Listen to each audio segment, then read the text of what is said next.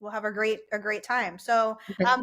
thank you guys for being with us today on Tactical Scrubs. I'm really excited to be here with my good friend David LaRose. I met him at the Houston chapter meeting. What was that, last month, right? Yes. Yeah, and we had a really good time just chatting and sharing stories. And I think you've got some valuable information that people will want to hear and will want to know. So tell us a little bit about yourself and kind of, I guess, one of your favorite things about healthcare security, and then one thing you don't like about healthcare security industry. So you want a little bit about myself first? Yeah, You, or whatever, whatever you okay. feel like doing. Well, I was born a long, long time ago in a land far, far away. uh, For that uh, long. Okay. yeah. No, originally I'm from Colorado, and I did my initial career in law enforcement in Colorado, and then I got into healthcare, and that's where I realized the consistency within what I'll call service industry. Your public servants, and truly the profound effect it has to be a humanitarian, because I look at Mm, healthcare as a humanitarian industry, right? I mean, we're there to care for people, take care of people. And in law enforcement, that should be the fundamental principle in any police officer's mind, right. is you're there for the people in the community. So I was really lucky to be able to transition then when I careered out of law enforcement into healthcare. And What made you make that transition, or was it just a job that was offered to you, or? it goes back to the old networking, just always associating with people that you respect and admire, and someone taught me a long time ago, don't ever walk past an open door without looking inside. Mm, And so I met some folks, and ended up speaking with an industry expert. Everybody knows Tony York, and right. went to work for Hospital Shared Services. And Tony gave me my start in healthcare. Okay. So Okay. I developed from there, and then promoted up through the opportunities. Did some time at Memorial Hermann, then went over to Lakeland Regional, and then to Lee Health, where I was in different director roles, That's in and Florida, now right? I have a. I'm sorry. Lee Health in Florida. Yes, yeah, hmm, Mhm. I yep. know I the left. head of like the ACLS, CPR, all the heart stuff is Susan Davis, and she has now her own company called Heart Code, but she was from Lee and she runs their education department. Yeah, yeah. I've just had some remarkable opportunities to really learn from the best, and mentor under the best. And so every time I moved, it was for greater opportunity. Mm, And I've always embraced that professional challenge, step up. And right. so I Florida with Lakeland Regional, phenomenal system. I mean, outstanding. I had a great, run there. I was their director of public safety, and I don't remember all the hats I wore, but it was management, preparedness, parking, all the necessary. Parking's a necessary evil, so I got to learn all that stuff. And then with Lee Health, and then again opportunity, and I was asked to come on board, which is today Everon, and I moved from being one of their principal consultants on their eSurge team to now today I am the director of healthcare business development. Okay. So And what is that's Everon? What kind of solutions does Everon offer, just for like the nurses and the other people out there that are listening that aren't familiar with Everon? so Everon is a full service integrator. We provide in the healthcare side basically every form of technology or patient care safety technology that you can think of. Whether if you're looking at the standard, your traditional access control, VMS, patient visitor or visitor management, to patient monitoring, nurse communications, anything that's going to do with mitigating risks, slip and falls, those kind of technologies. Um, Workplace violence. So again, are you looking for weapons detection, or are you looking for a better screening process? It's really just a very robust portfolio. Mm-hmm. And I think what's helped me is coming from the end user Right. and so Right. many years in healthcare. If you were to call me on the mother baby unit or the ED and say we're having these issues, I can look at, then can I bring a solution to help mitigate and help you there. So Yeah, I think a lot of the tech companies are now looking towards people that at least have clinical or hospital experience to kind of help them drive their innovation and drive their marketing and branding, because they realize that it's becoming, I think people are always like, oh, the violence is increasing, the violence is increasing. And I think it is to some point, but I also think it's just always been there. We just haven't had as much of the stressors from the systems contributing to the patients, and then the incivility and just people having been cooped up for long and then let out, and clinicians are really no longer seen as that authority figure. And that's something that you and I talked about last time we talked was, what are some things that you can do to have presence when you're in a room or when you're taking care of a patient? And those don't have to be you being assertive and nasty. It can be very much identifying those behavioral anomalies and those skills that you guys have very strongly from your experience. Well, I think Mel, you've touched it, correctly in the fact that it's not that it's the right piece of technology. It's not that it's the silver bullet to everything. I think it's having the right people doing the right things for the right reasons for the right outcomes. Right. You know, you can step into a room with a person who's behavioral challenged, and you can immediately escalate it, or you can use your emotional intelligence, and you can use your de-escalation skills, and you can use your humanity, right, and your empathy, and really try to get to understand what this person's going through. Right. And and many years ago in my career, we were taught that you can create the hostility or you can help resolve the hostility. And That's a so I good way think of putting it. yeah, and I think moving from a police officer, dealing with what we would in society with that type of disobedience or issues, social issues, into healthcare, you just have to transition the fact that you're not the authoritarian who's going to enforce something. You're there to be the person who's trying to collaborate a solution, right? Trying to Right. empathize them into cooperation. I always And say we're here to assist you in your compliance today. right. And in my old days, I used to say, look, there's three ways this can happen. You know, and I don't need to elaborate on those because everybody understands law enforcement knows there's three ways something's going to happen. But in healthcare, it's just really it's putting yourself in that person's position. I find it really sometimes just hard to believe when we read the headlines how a healthcare provider, a patient care provider, right, somebody who even touches the patient can lose their emotional intelligence, can lose their temperament because they're dealing with somebody in a crisis. Um, they're not going to be stable. They're going to give you every emotion that you don't want, right? I Right. mean, no one goes to a hospital to have a good time. I've heard that from many of the people you've interviewed. Most people go there for there's a problem. Right. The ones that leave in a good time are having, children. I But think there's like a very strong disconnect from nursing education too. We have this concept mhm. that we're going Well, to and go and I don't want to come across. into the hospital. Mm-mm. Sorry. You there? Or the Yep, I lost you internet's for a little just bit. Okay. I, I'm going to pick up on what you said. I don't want to ever come across as, judgmental. What I think what happens is a lot of times the health systems have put the clinical training that is not medical on the backside. So in right. other words, the learning the de-escalation, learning more of the communications, the soft skills, right? I was often told sometimes that even as a former law enforcement and into my director roles, could I could I come in a little nicer, a little softer, a little kinder, a little gentler?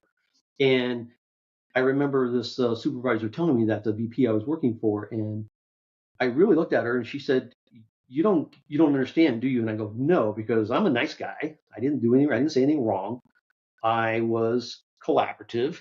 Whatever." And I found myself going, I better be quiet. This is a learning opportunity. And that's another problem, right? We tell them to follow what we I learn. like that. And she said, no, it's just that now you need to learn that more of that subtle approach, that more of that take a deep breath on your end and let them say what they need to say.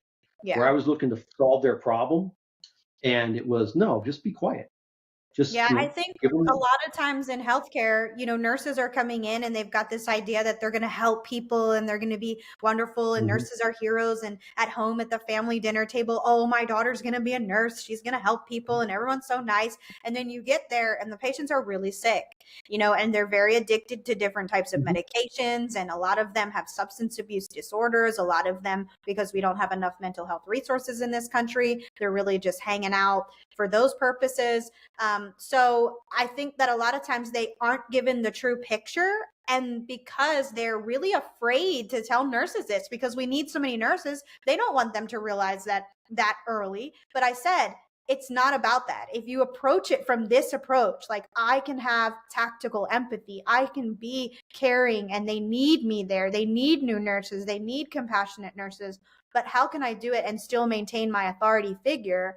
And I think that's where the collaboration I've learned from you all, from the IAHSS, from the EP guys that I've worked with, Michael Hovelbin, the rest of my team, they have taught me how to do that subtle, I know I could kill you right now, but we're gonna have a good conversation type of thing, And I right. think that nurses don't have any type of training about that, so they don't feel empowered. If you know when you go in the room that you know where your patient's hands are, and you know that if X, Y, and Z happens, I'm prepared to do, one, two, three. That goes a long way in me being able to actually provide safe and effective care with the right amount of speed. That's the problem. We don't have the time to sit there and be like, well, tell me about your childhood trauma so I can help you Mhm, deal with taking your medication. It has to be a right. fast approach, but an effective one. And that's what separates healthcare security to me from any other type of security.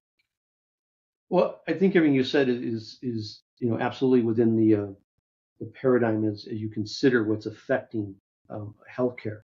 But a lot of it goes back to I also think about hiring the right people for the right reasons, right? For the right outcomes. It's providing them the necessary tools.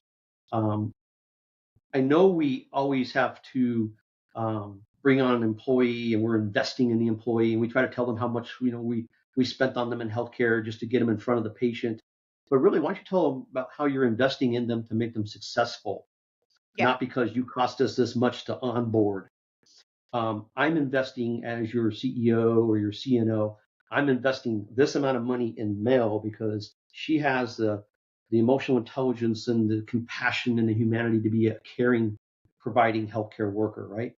But I need to give you these tools and not make you feel like it was a double standard.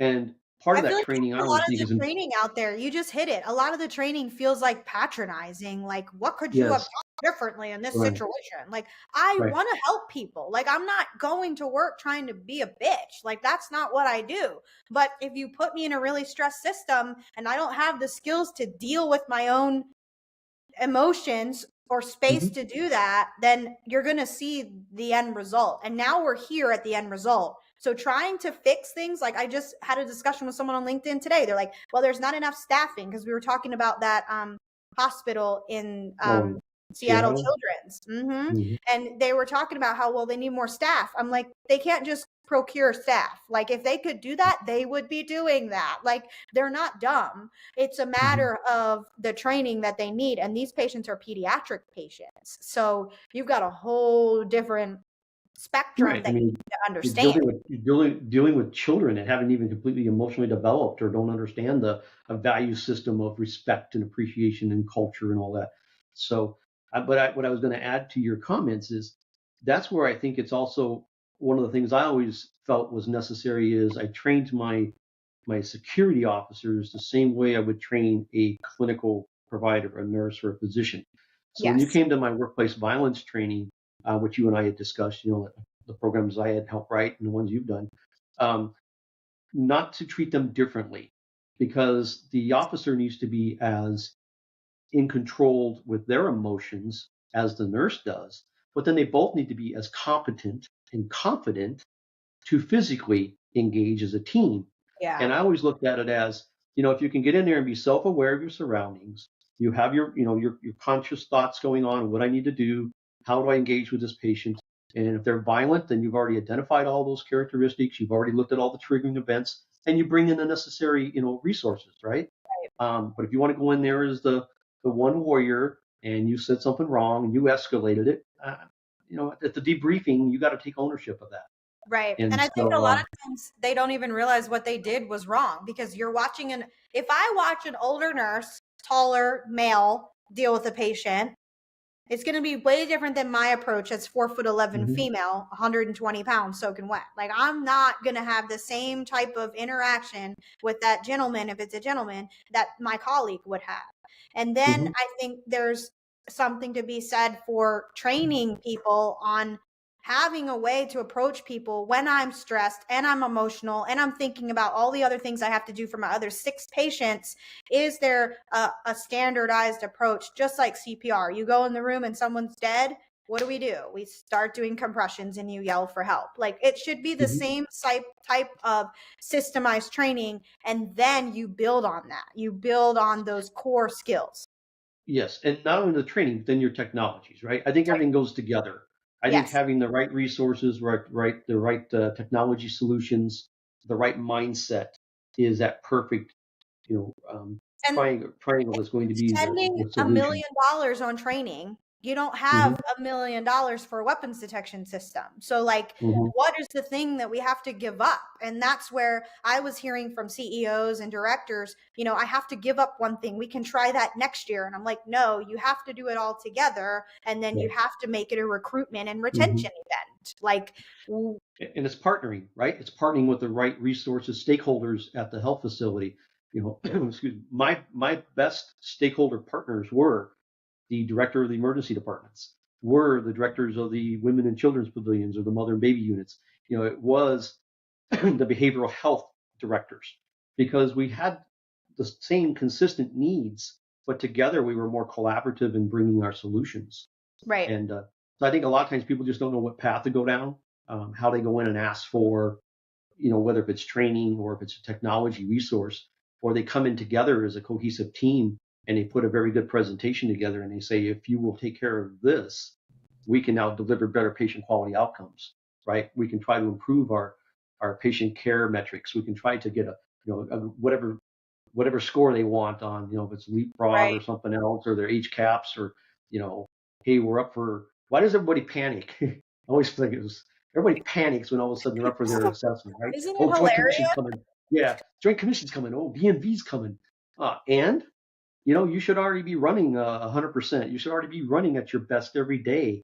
The staff When that are I was in leading the in great, DON, that's what I used yeah, to say. I was like, why are you? I don't panic. In my unit, we never panicked because we were ready. right. I was ready. It's And that control, is hard. control chaos. It's hard to maintain that level of readiness, Hmm. all the time. But that's quality. That's what Joint Commission is trying to do, not rush around in your survey window and fix things. And I Right, think right. that because we've got so many tasks on people's plate, like you were saying in the beginning, you were saying you were doing, operations, you were doing threat management, you were doing, regular workplace violence. Like you're supposed to do all of that together Hmm. in one day. Like that is Right. a lot to handle. And I think security, from what I've seen from clinical, like I just talked to 2 very, very like influential nurses and they didn't even know what the IAHSS was. Yeah. And And, that's a and and I think problem. that it is a problem because it goes back on the ownership of, I think, of a lot of different process, right? I mean, um, I know being with IHSS for well over almost 20 years and a past president, it, it's getting the message out there. It's trying to share the values, and that should be a mission that the organization never loses. It's also, though, um, I think on the clinical side, them not taking advantage sometimes of the experts that they've hired into certain roles. So if you Yes. brought me in as your director of public safety and emergency preparedness and parking and all this other stuff, and I have a CHPA or I have a CPP and all this other stuff, then you should be coming to me and asking, what are the opportunities you can bring? What are the solutions? That's why we hired you.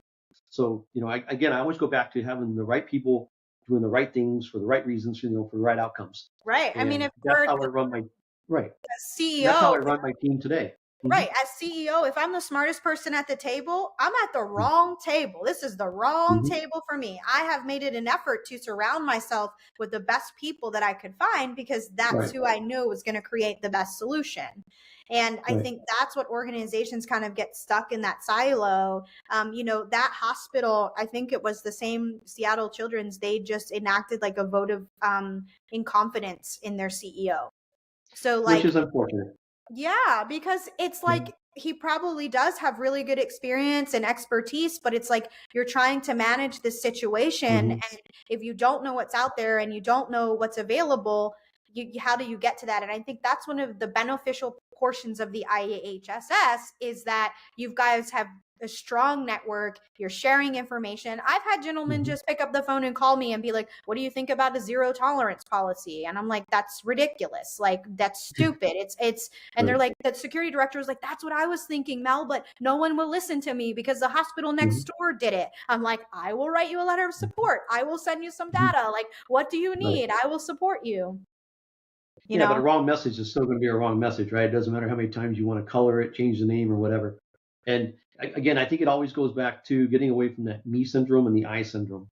It's about us, and it's Right. about how can we be better at what we do.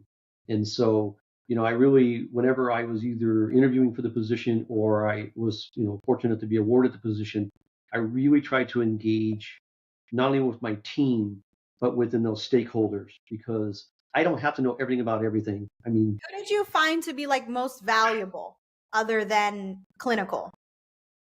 most valuable other than clinical. Mm-hmm. Oh, well, just don't overlook your own team. Like my team came from all vast backgrounds, right? So hiring public safety or security officers today doesn't mean they were former law enforcement. That's a difficult one for a lot of law enforcement to transition to. Doesn't mean they were former military.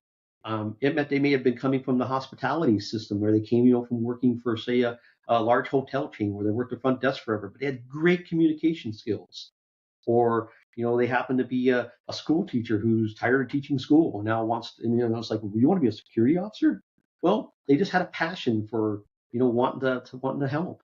Yeah. um, Look at the transporters, where you get some great I talent. love You know, transporters. I Oh know that. gosh. I when I worked in Baltimore City, I'll tell you this story. I was in Baltimore City and I was in the CVICU. And at Hopkins, like if one of the CTs is closed, you have to go underground to the other one. There's several there, but it's like a 15-minute walk. Okay. And I had this really sick patient and we're rolling and we just had the new LaRose pumps get updated. So I have a patient on like critical medications to keep them alive. And they had like a fresh chest. So you couldn't do CPR, like it was a thing. And we're rolling and we go over the elevator and the pumps turn off, all of them. And I'm like, "Oh my God." And the transporters are like, "I'm ready." They're these big, big inner city black dudes. And like, I was running to keep up with them. I'm like, "Slow down." They're like, "We're ready." I'm like, "Don't touch his chest." And they're like, "What do you mean? What do we do?" I'm like, "I don't know." And I remember being like a brand new nurse and me and them together. And they were like, "We got you, Mel." And they Yeah. flew down the hallway to the ICU when we were finished. And they were just wonderful, but they were always great security. I mean, Mhm. you have one of those guys and they know the hospital really well. And Oh unfortunately, yeah. that's one of the areas where we see a lot of violence when they're transporting the patient by themselves and they Mhm. get themselves in an elevator or something. Mhm. So that's one of the people that we pull in when we do our training. We believe that everybody that's in front of a patient should have basic training. It shouldn't be a click through PowerPoint either. And that's the thing that they're meeting the Joint Commission requirement by doing a little video safety training. But like that Joint Commission and OSHA and all those organizations have to come behind us. I'm starting this GC. Did I tell you? I'm starting a general contracting company. Oh So yeah, you did. Yeah. yeah, my dad's like was the senior VP for Wadding Turner for a really long time, and I watched him build iconic buildings in Baltimore. And my significant other has a electrical contracting company. So he was like, we could do a lot of entrance upgrades and lighting for parking lots and security cameras and blah blah blah. And so when we have been doing a little bit of threat assessment and stuff, I'm like, "What do you think about this entryway?" He's like, "Oh, you could put MetroSense or whatever in the wall and like it would be so cool." And I'm like, "You've got so many good ideas." I was like, "We should start a GC." So we did. And so I'm really excited because it's like now we're finding the spaces where Mhm. organizations need the help. So if you had a contractor that said, I know a security guy, I can call Mhm. Everon, I can call Mhm. David from Everon, and we can plan out your building with the security principles in the beginning. Just like that New Hampshire hospital, they had just made upgrades. They closed it in. It was formerly open, like all the way open. There was like a cafeteria, and they put walls up and bulletproof glass. So that security officer, even though he really should have been armed if you have a weapons detection system, because he probably would have lived, but he could keep that person in there and protect. I mean, hundreds of people would have died. So now I just saw an Yeah. article this morning about New Hampshire like mandating the other 17 state hospitals to have upgrades. So it's a Right. it's an opportunity, but it's also really needed. We need to start looking at access control and perimeter control for these incidents. Well, I think you almost triggered my brain to go to 15 different things just fired, and I maxed out at 16. So, um, That's good. what I was thinking is, so healthcare always wants to be that that welcoming, right? They want to look like an atrium to you walk into the Hyatt Grand somewhere, and I can't secure that. I used to look over the atrium. I'd look over the atrium and go, "You got to be kidding me," right? But that's what they visualize, We're here and on the so Aloha deck, and yeah, figure it I out. know. But and they want valet parking to come right up to the front door, and they want to be able to, there no barriers, no nothing, whatever. But I think what you triggered on was I don't ever want to Monday night quarterback anybody, and I don't ever want to have anybody go through someone else's unfortunate outcome again. But that's where you call upon the folks that have the talent, that have the resources, have the ability, and you say, okay, let us come together and put together these recommendations for you because we don't have to make it Fort Knox if it's not necessary.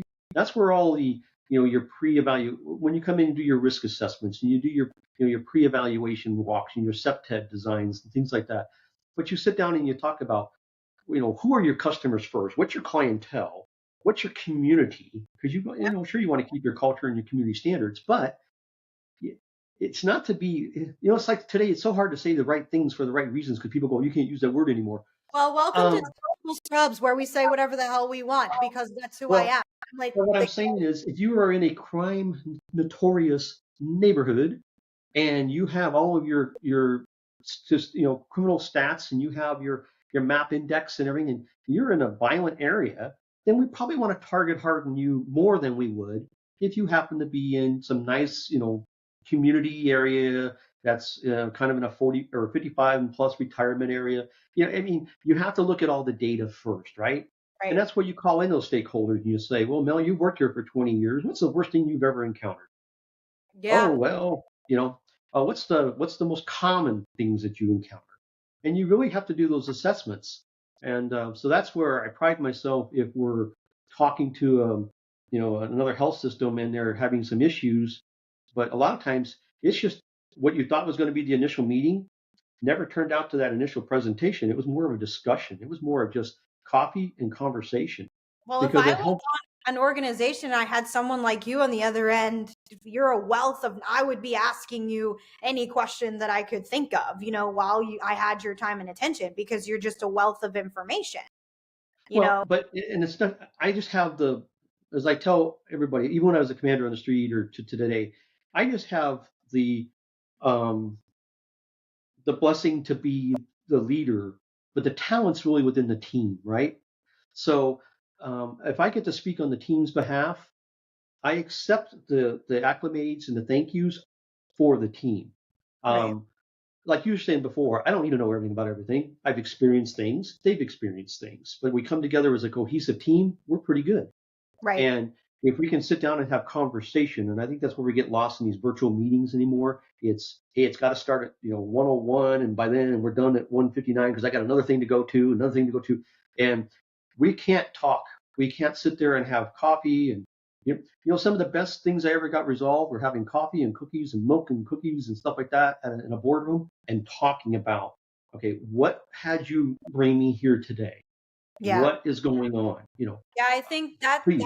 is missing because we're so busy now. The speed, the speed of which we're supposed to operate. And in executive protection, they do an advanced, right? It's the same sort of like a threat assessment, but you're looking at moving targets. You're looking at, and I think that's the difference. When I go out to an organization, the first day I'll do a threat assessment. I'll basically do I know what I know and I know what I don't know, David. So if I need to call in somebody like Paul Sarnes to do a full threat assessment, then that's what we're doing. But I'm going to go do an advance of the unit, talk to the nurses, look at the space, because then when I go back and look at policy and procedure, I may need to pull in the lawyer and, do some significant adjustment.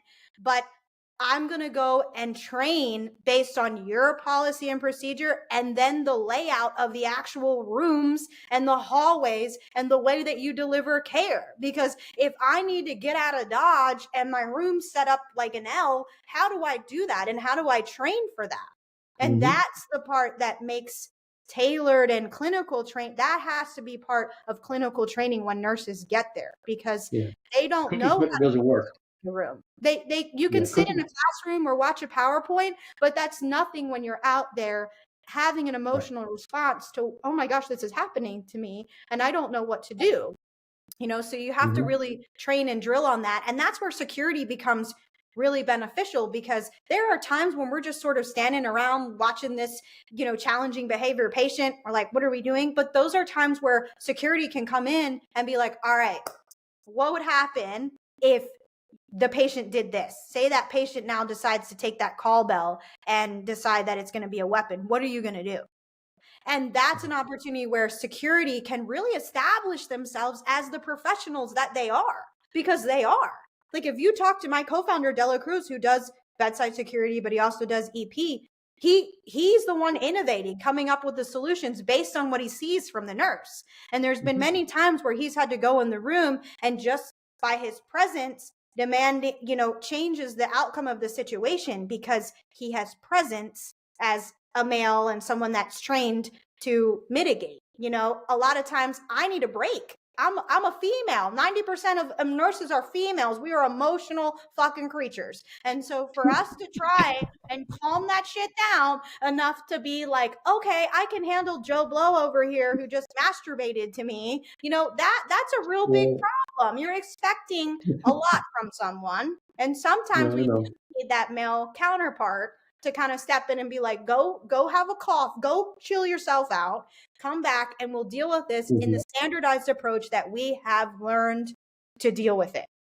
You always can take a professional timeout, right? There's no shame in anybody's game ever saying, I need to step aside. Because you know how I survived being married for 30 years? I know when to step aside. Well, and you're married to a nurse. She's a nurse, right? No, she's a former law enforcement, but she was in a healthcare setting. Okay, that's where you met her. I was like, okay, but she's former law. She can handle it. She can handle it. Yeah, I know. But I also know when to just walk away. I need time out. But no, and you were talking about other things too, like where other valuable people to engage with, and you were just talking about that's why I always try to learn from a lot of the facility people. They've been there for a long time, all the ins and outs. They know all the things that were done in the past that didn't work, the things that they would recommend. Your risk management, they have all the data. They know where the checks are being written because somebody seems to constantly slip and fall outside of this one elevator, or why is there always this one nurse being assaulted in this one area? So you can gather the professional instigator, because I am a recovering professional instigator. Are you recovering? You want me to? I'll kill you, make it look like an accident, kind of thing. Okay? I was that. I can be. This is proof that the saltiest ICU nurse out there can be reformed into a tactical empathy provider. So you walk into the room and you go, "Hi, I'm Mel. I'm here to help you. Now shut up and do what I tell you to do." We're getting up out of bed today. He's like, "But I just had chest. I don't care." No. That's when the person goes, "I think I'm better. I'm gonna go home." Exactly. They're like, "I'm gonna get up and walk out of here." I'll carry my own. Help you. Don't forget our survey. Do our survey and we get all 5 stars. My nurse was amazing because she told me to write this. She was going to find me. I think her name was Attila the Hun. That's right. No, but So, I think there's a lot to be said. I always tell nurses this, and maybe I would love to hear your opinion about this. If you can't authoritatively, they always say set limits. Your patient doesn't care about limits. Jeff Cooper says that a criminal does not fear the judge, jury, or the jail cell, right? They're going to do what they want to do. So what you have to do is figure out how you can use your nursing skills. For instance, I had a patient that was constantly cussing at me while we were trying to do a med pass. She's like, "You're a bitch, you're a blah, blah, blah." And all I did was go through the 5 rights of medication. Is your name Mary? What's your birthday? And I just stayed very steady and ignored it. I was like, I'm ready to throw hands at this lady. But guess what? I'm a professional nurse and I'm going to stick to my professionalism. And I did not engage with anything else that she said. And you know what? She gave up because guess what? It's like a toddler, they're either going to continue and elevate to where they are throwing things and they become violent, or they're going to back off because they know that they can't move you from your job. well, and all I did was my she's job. trying to bait you. Right. And She's all I trying to did bait was my you. job. I didn't do any physical techniques. I didn't have to do any like high skilled negotiation.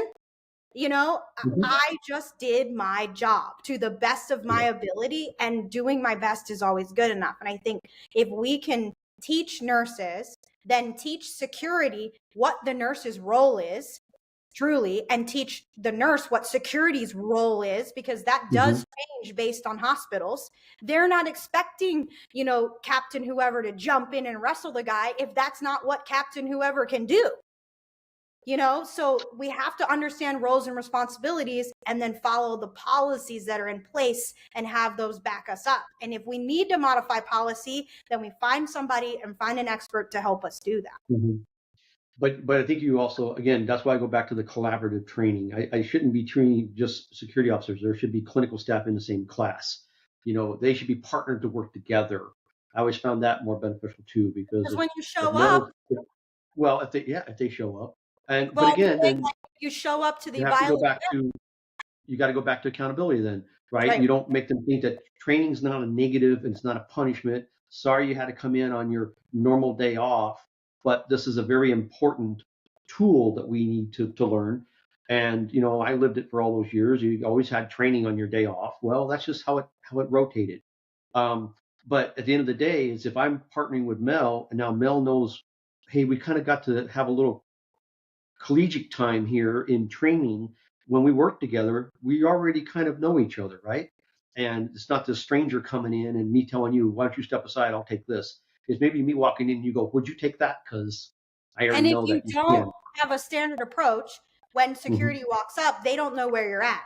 But if you can say, I'm in the red, I'm in orange, I'm in red, they know what protocol you're about to follow together. They know where you're at. If you're at the high, how can I help you stage, and your hands are up, and we know that nurse has identified some behavioral anomalies, and now they have to approach them with that type of tact. And so those keywords and those things that you're training together, it doesn't matter if you have a travel nurse and a brand new security officer that have never seen each other before, they can tell what stage of mitigation they're at based on the words and the way that they're directing to the patient, because you have a standard approach. Then after you've established the standard, we're all on the same page, we can go into our advanced mitigation skills, those time, if we have the time. But the problem that I'm seeing is everybody's running these BERT team responses, and they all stand in the hallway and just let the patient continue to do whatever they're doing. Because there's no actual and they're waiting for the one person they know that will take control. Right. And that's unfortunate, because everybody should be able to step up and be a leader in those events of crisis, even if it's just delegating what you need, right? I may not be the first one through the door. A lot of hospitals, when they do CPR, when there's a code, they have like the primary nurse does the history, the primary CNA starts CPR, the charge nurse will do medications. Like there is a systemized approach when we roll up to the room. So that's exactly what we teach, is a systemized approach in the beginning, so that we can all get to the same point faster to avoid the injury. Sure. And I mean, you're making me think back to like teaching patient restraints. If it had to go to that level and there was a call for the restraints, then I always taught the medical staff is that, look, at security is here to help you. We will help you apply the restraints, but this is a medical process. So we'll help you apply them. But when we're done, you're in charge. So if there's anything happening along the way, speak up, right? You just because we came in and we were the strength doesn't mean we're taking over your patient or your patient care. And a lot And of new that's nurses don't know that. well, that's where I always looked up at the clinical staff and said, are you okay with this is what you God, want? How do you want the patient turned? What do you why? need? You know, David's yeah, here. See you they're later. gone. Call I us, have 6 more med passes to do. See you later. No. call us when you're done. Yeah. So, but again, it's always it's working together for the right outcome. And another thing that I always was a pet peeve of mine is that you didn't take the time to reinforce the positives with the team afterwards, right? Oh my So gosh. even if it's just a quick debriefing in the hallway, look, I just want to compliment all of you. From the time I got here, I watched you working in unison. There was good communication going on. Some of you that took some key roles, you did a great job. You know, great job. Whatever. And if I had anything that I wanted to work on or improve on, I may just grab somebody later on, walk through the hallway, and go, "Hey, next time, if I could just give you any friendly advice, don't wait so long." Or something like that, right? But it was like reinforce that stuff, and we don't do that enough either. And a lot of I don't times even. there's a culture shift now. Like I saw a Mhm. comment, someone was like, well, nurses don't want our opinion or support. They want it from their colleagues kind of thing. And I'm like, no, we're very stressed out and we're very upset about the situation we're in. So we are going to roll our eyes and be like, yeah, right, whatever. I hate that guy. But deep down inside, we appreciate it and we need it. And I think Sure. it's understanding. It's like when you talk to your salty, whatever sergeant or somebody in the police department that was always nasty, right? He was always really nasty to you, but he really did appreciate what you were saying. He just had that persona about him, right? That's how Yeah, you and approach a yeah, nurse. yeah. I mean, we were going to be professional get-alongs, but we're not going to be friends outside, right? So, Right. but we have to learn to appreciate each other again for what we can do, and I think that goes a long way in healthcare. And again, I didn't look to make life difficult for anybody in the hospital system, but if I could make a better process and ensure a better safety outcome for one nurse, then it was worth it. So if somebody wanted to complain that today that became the employee only entrance, and I'm sorry you had to walk around, half of the building on the other side, and you had to get out of your old habit, that's just it. Because now I think I made it safer for a lot of you, right? I mean, there are little things we did always along the way. But anytime you throw that change ball in there, what happened? They want to throw it back at you. Right. Well, So, healthcare workers are the most resistant to change. And so hmm they are very difficult to navigate. But that's why if you have someone that has the experience in healthcare security or combination, they're really beneficial when you're implementing something new because there's a way to deliver it. Just like hmm that's marketing, right? That's branding. There's a way to deliver the product that you want to deliver and create the need. If they don't feel like they have a need for it, then they don't want it. But if they do have a need and you don't deliver, then now you've created this place of distrust within the hmm organization. And when you right. try and offer a solution and it isn't what they thought they needed, then you're now giving things that are not practical to them. hmm So you have It's to like, give them something that looks like something they've already seen. well, make it their idea, right? Right. Sometimes, I mean, again, I don't have to walk out and go, oh, I had all these ideas. I just go in there and go, hey, Mel, I thought you had a good idea the other day. Didn't you say this? And yeah, I said that. I Okay, just, great. We'll call yeah, it the Mel way now, right?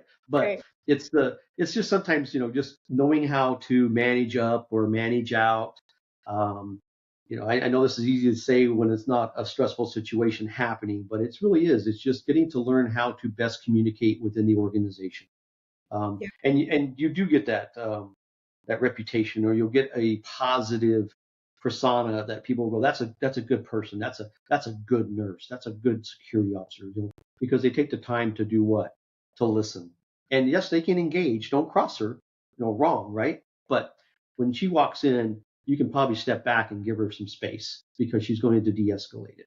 Yep. Or hey, if David walks in, it's going to go to total crap. We better be ready to handle it. And So that's where you're like, hey, David, the patient on the hall really needs some help with medication. right, I got right, this. right. Yeah. No, and You can't. You got to be thick-skinned in healthcare, right? That's the. I mean, we all like the adrenaline. We all like the chaos. I always called it, again, it is controlled chaos. I've heard many of your folks on your pods talk about, that's why you get into healthcare because you like to change up all the time.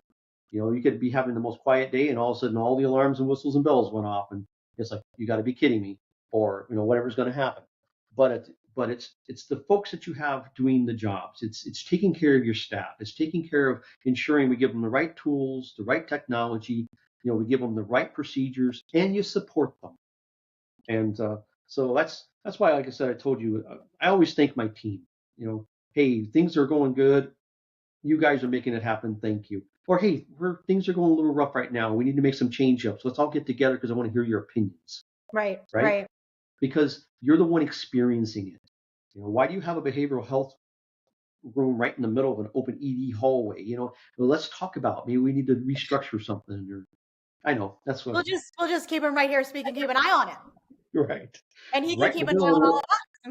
right in the middle of the waiting area with one You're like, door to be outside, he's and like, all they're I'm doing is running. eye on you. And I'm like, we know. They're running down. They're running down in their little yellow socks or whatever color socks you put on them, and their little gown, and they're back out in the main street again. It's like, oh, that didn't work, did it?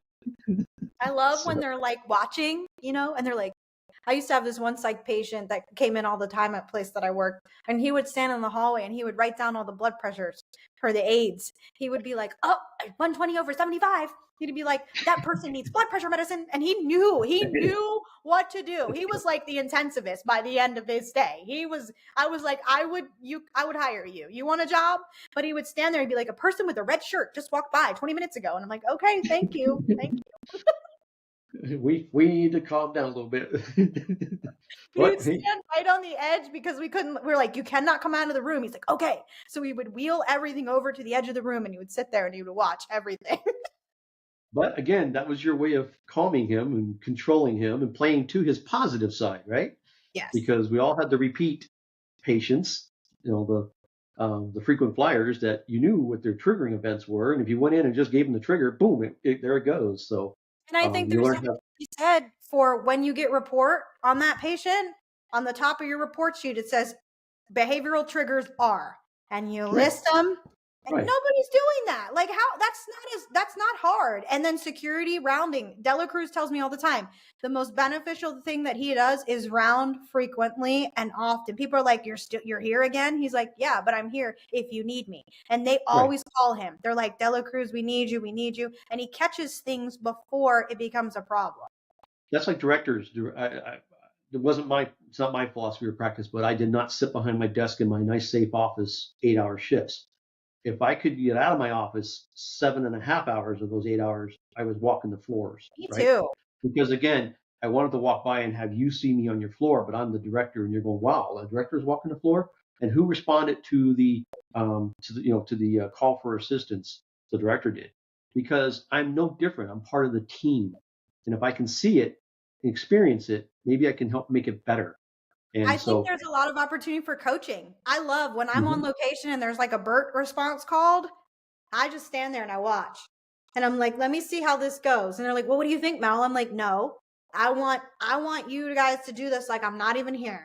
And then I may coach a nurse or coach somebody, why don't you try this? And then they're like, oh, that's a great idea. But you have to do it. Like there is no excuse for not drilling these scenarios. Well, there's no better opportunity than experiencing it in real time, right? Now, if you have the safeguards or Mel's there, she can do a change up immediately if necessary. But if you let it play out and everything's still within a safe standard, they're learning. And then if they debrief it and you talk them through it, and then they say, well, what do you think? And you go back and you say, well, you did really well here, here, and here. And you might consider next time, try this. And and we're not paying extra for the time to train them because they're already at work. Right. And it was a positive outcome, right? It wasn't anything negative, wasn't in their face. It wasn't, you shouldn't have never done that. Only clinicians can do that, or only security officers should have done that. No, we were doing it together as a team. So I'm like you. I can walk in sometimes, there's total chaos, and I go, yeah, I'm home. And I can walk in sometimes and it's just not being controlled correctly. It's being misconducted miscoached, mismanaged, and you just want to step in and take control of it and say, okay, follow me. This is a learning opportunity for you. Let's go do this. And it's that way with, with healthcare, no matter if you're in acute or long-term care, or if you're in specialty care. I don't care where you're at. First, know who your customer is, right? Is it a clinician or is it the patient? When you walk into a situation, who's your customer? And And you and can I identify that by looking at your behavioral anomalies. Who's agitated here? Who's really the agitated one? Because the chances of it being me are really high. They're really high. If it's my fourth shift in a row, it's probably me, And we have to have the space to be empowered to say, hey, as security officer Dan, I noticed that you're really upset today. Like, this is not normal you. Like, can I get you some help? Like, what do you need? And I think that's where the chaplaincy and like other areas of the hospital are really beneficial. We call the chaplain for the code.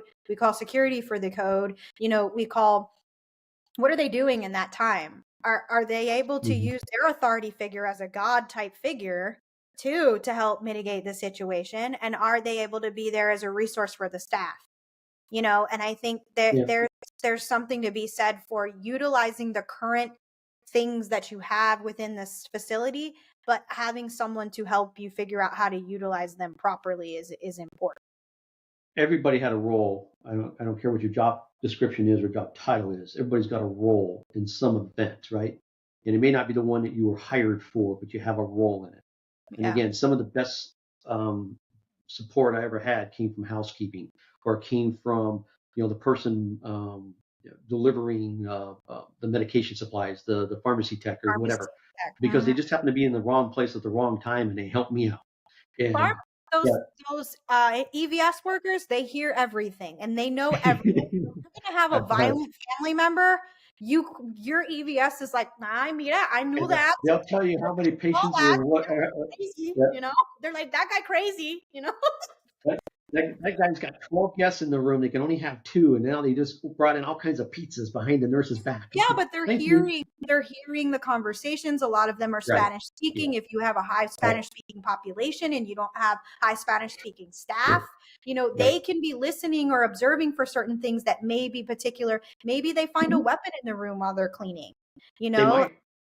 Again, they're the ones sometimes that hear the calls for help, right? The patient's been pushing the nurse call button for we don't know how long. To them, it seems like forever. It might have only been 30 seconds to a minute, but it doesn't stop me from peeking in and saying, "Can I help you?" Or the housekeeper by saying, "Can I help you? I just need my nurse, please. I don't feel okay. I'm going to see if I can help find them for you." Because again, it makes it all come together as patient care, as quality patient outcome, right? Patient safety. Instead of them trying to get up out of the bed because they really need to go to the bathroom and they can't without you, and yet, it's not for me, but I got to find you. So right, or on the safety side where they go in the room to clean the room and the patient's been violent and they get a hold of a mop or a broom or whatever, and now that situation has turned into a very dangerous situation, when if they would recognize behavioral anomalies, or there had been some sort of identification system on the door, yellow or orange, maybe they don't go in and clean that room right then. There's so many things we can do in today, not only with, again, training, but with technology. And we make it so efficient.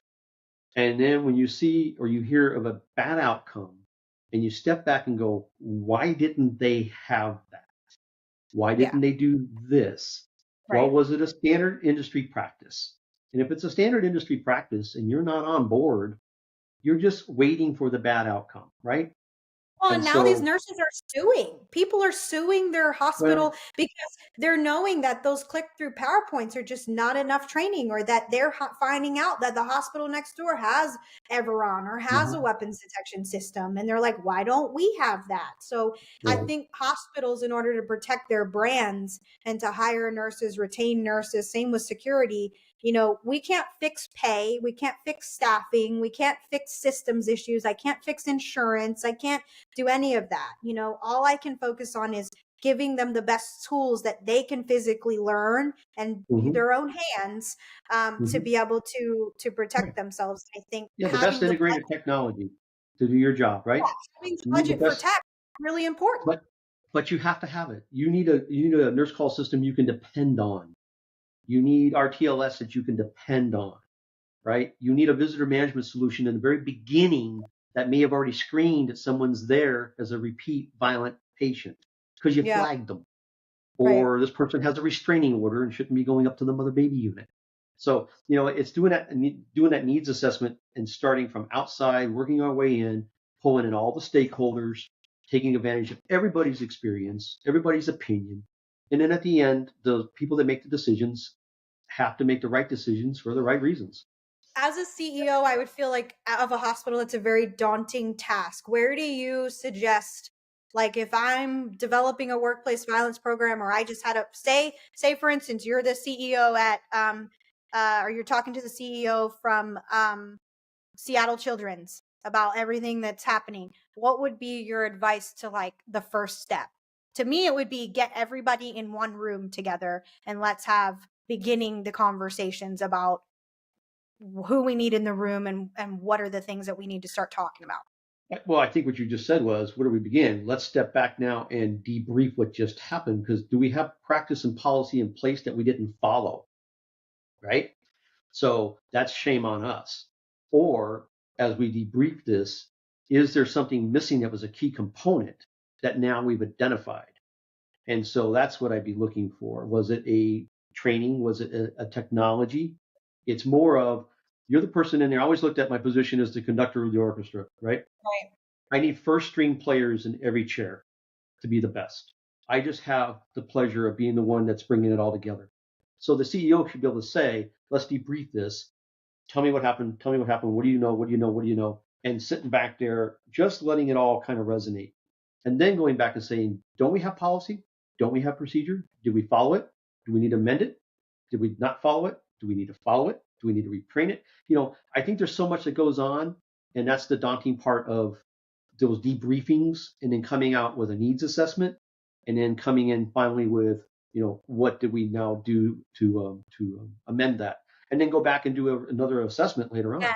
and again and again. And And I think again, that's the exhausting right. part, that I think that is where technology is very useful, Yes. because now with But even AI, look at our own home, look in our own life. I didn't mean to interrupt you. When no, you said technology, just because we have technology doesn't mean it's always working. And do we have technology now that is better. outdated because of Yeah. today's culture has moved, society has moved, right? And so some of the homes you walk in today are smart homes. And God, don't say the word Alexa when you walk in the house, because that's I my was favorite thing to I do. turned on. That's my favorite thing to do is walk in someone's home and go, "Hey Alexa," and if she answers, I go, "Play punk rock," Yeah. because I mess with everything.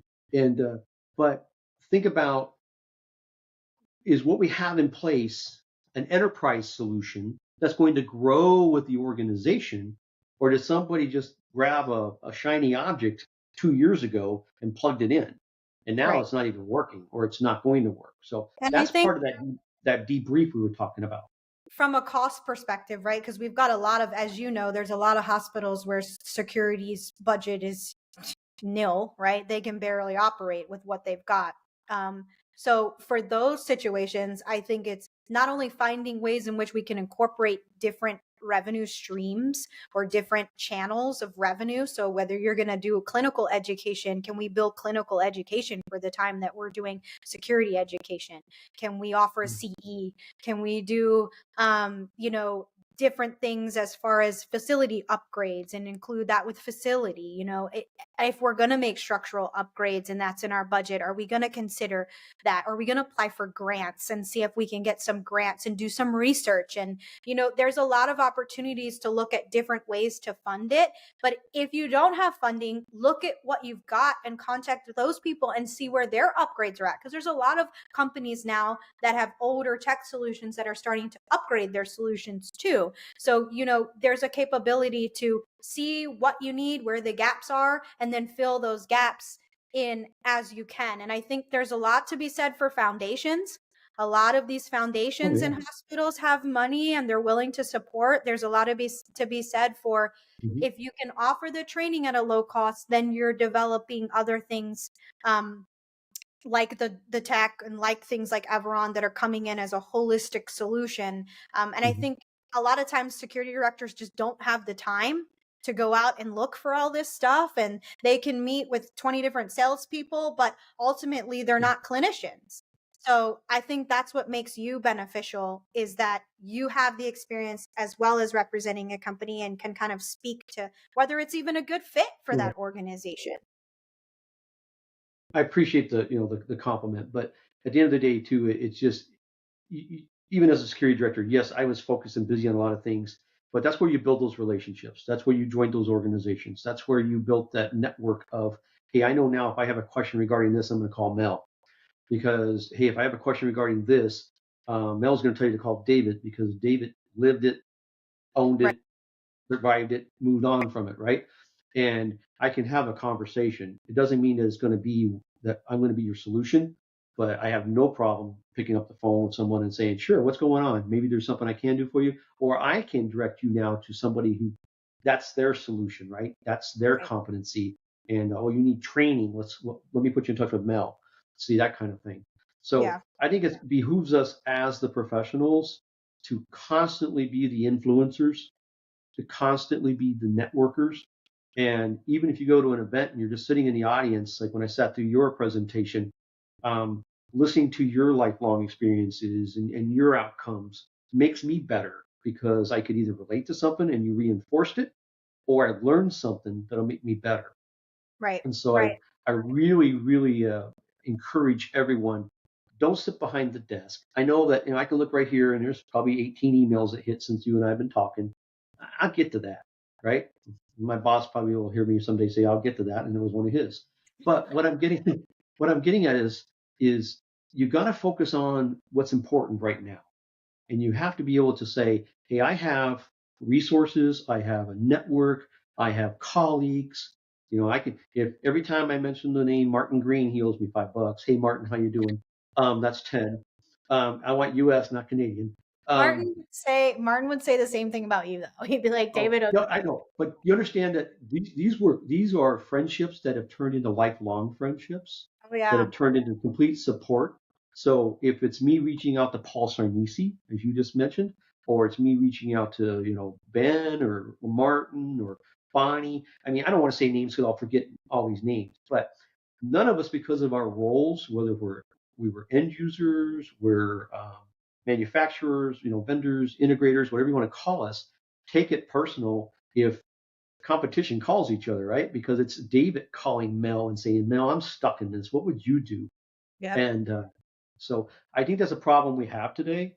And I hope that as those in our positions keep hearing us say, quit being in a silo, step out of your comfort zone, step out of your silo.